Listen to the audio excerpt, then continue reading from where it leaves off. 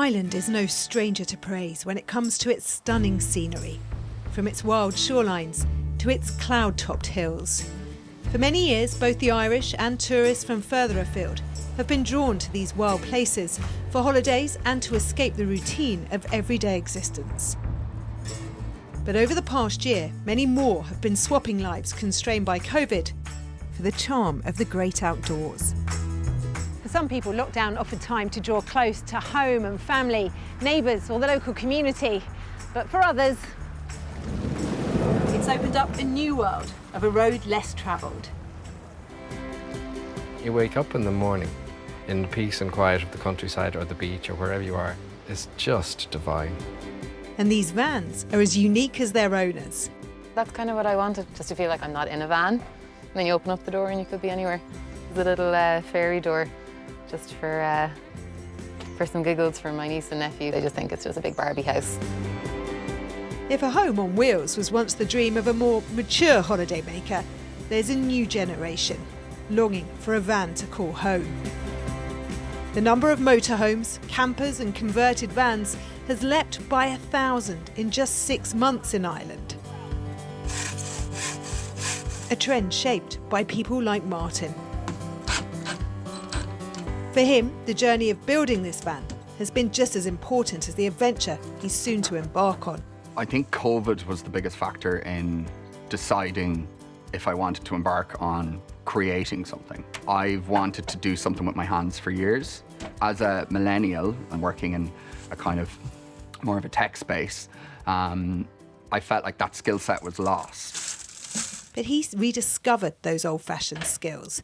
Now the van's almost ready and new horizons lie ahead. You know, COVID has our worlds just brought down to a really, really small size. So the idea of having a space that you can live in or you can work in and that allows you to go to different locations to do that will have huge impact on my life.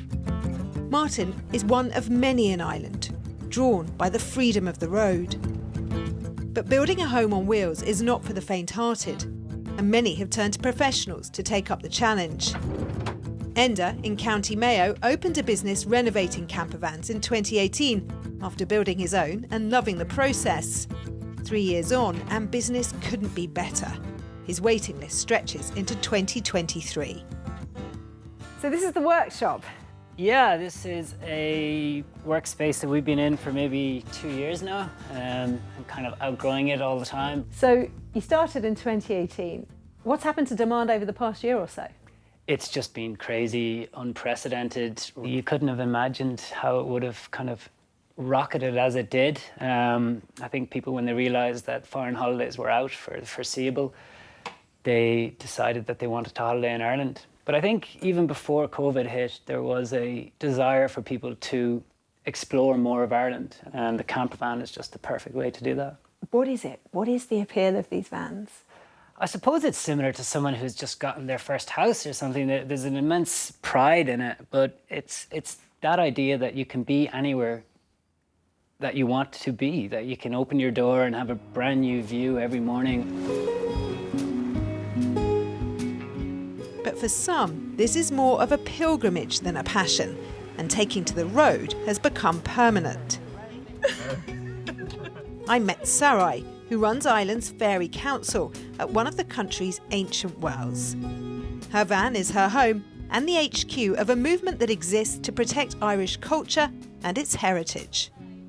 What was behind this choice to live in a van? My daughter was coming to a stage where she was getting ready to leave home.